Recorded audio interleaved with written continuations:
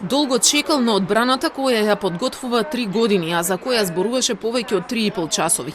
Екс-министерот Миле Јанакиевски тврди дека не ја распуштил првата и не формирал втора комисија, со намера да реализира оглас со недостатоци за да се продаде земјата кај Сончевград.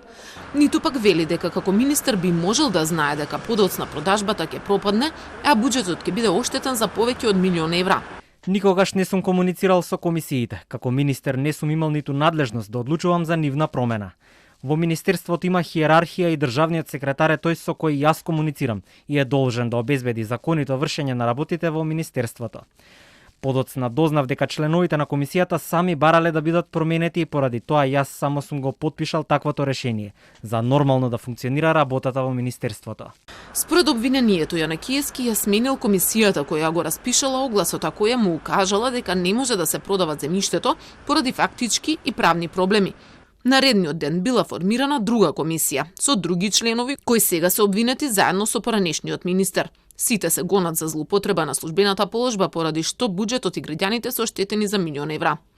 Исполнувањето на тој договор станува невозможно со укинување на детален урбанистички план од страна на Уставниот суд поради нерегуларности во општина Сопиште при донесување на тој план, а со тоа самиот договор и целта за која што купувачот го обезбедил тоа земјиште станува неподобно.